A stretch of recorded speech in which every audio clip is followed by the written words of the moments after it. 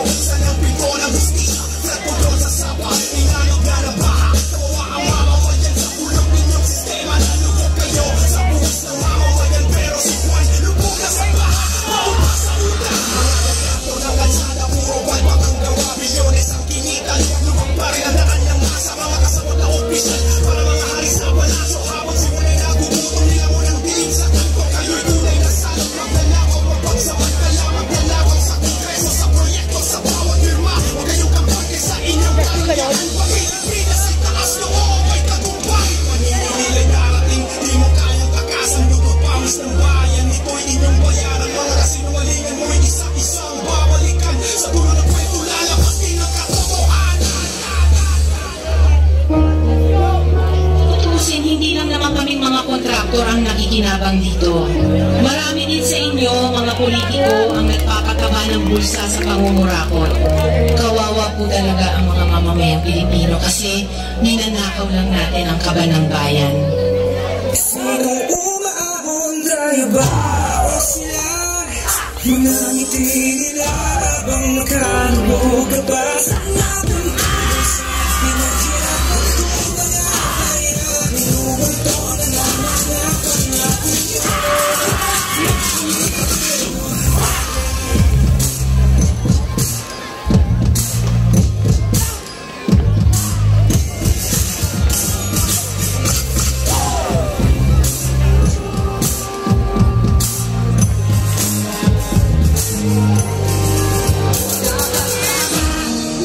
Ang totoo, may hati-hati yan mula sa pinakamataas hanggang sa mga nasa gilid lang ng sistema. Sa patuloy ng pagdinig sa Senado, at dito na doon, kinurakot ng proyekto ng gobyerno.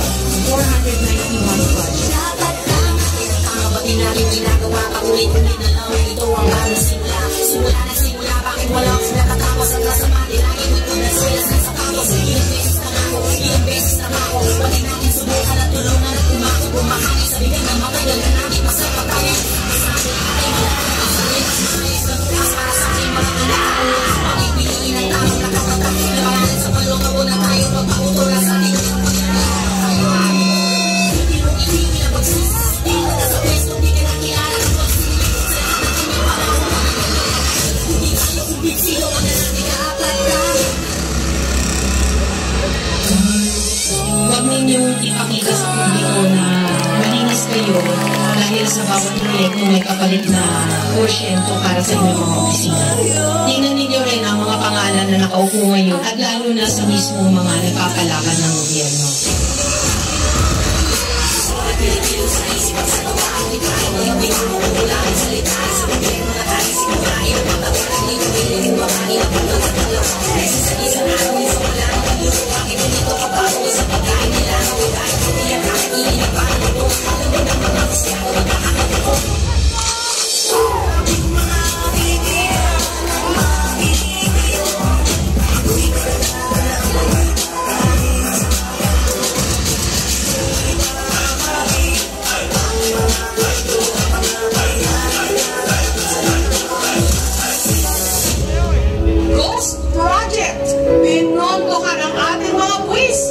Hindi mahirap ang Pilipinas.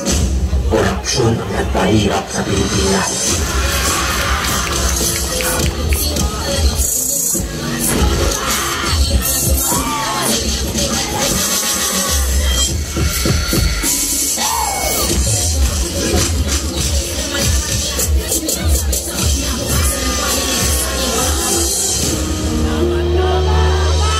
Sira ng taong bayan pero tayo ang nakikinabang. Hindi ba tayo nahiya? Ang mga mahihirap mas lalong naghihirap. Kaya tama na ang pangungurakot natin. Nakakapagod ng maging Pilipino.